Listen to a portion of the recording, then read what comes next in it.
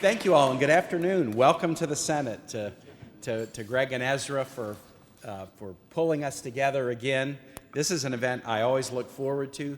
The only thing I don't like about it is it always reminds me how fast the year goes by. It seems like it was about a month ago that I was with you all, but it is a treat to be here to recognize our nation's great Jewish heritage, which is powerful, and I'm going to give you a Virginia point of it before doing an awards recognition.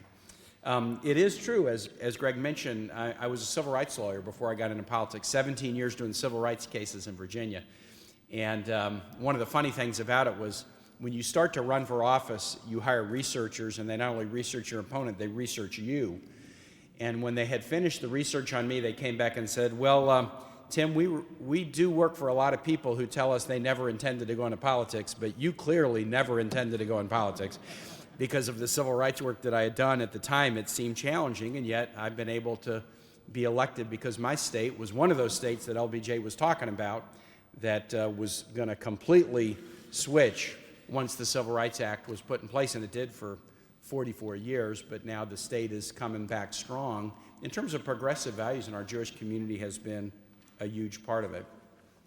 Probably the thing I worked most with the Jewish community in Virginia on when I was governor were issues of religious liberty, the freedom to worship, and the freedom not to kind of be compelled to worship according to others' traditions, but be able to worship according to your own traditions. It was just very common in Virginia, even for the legislature to pass bills that would push or promote Christian worship at official celebrations, at official events. And I'm a strong Catholic. I was a missionary in Honduras 35 years ago, but I just deeply believe that people shouldn't be forced into settings where the worship does not honor their own faith traditions. And this was something that was important to me because it's important to Virginia. And the Jewish community and our leaders were so helpful in fighting those battles. It was a Virginian, Thomas Jefferson, who wrote the Statute of Religious Freedom that went into Virginia law first and then became part of the First Amendment of the Constitution. Madison put it into the Constitution, but this was one of the two things in the American Constitution that we gave to the rest of the world. We stole a lot of good ideas, and that's what you ought to do. You ought to pull the best from everywhere in the Constitution. But the two things that were in our Constitution that we gave to the world that we didn't get from anybody else was, one, we shouldn't be at war without a vote of Congress. War wasn't for the executive, war's for the legislature.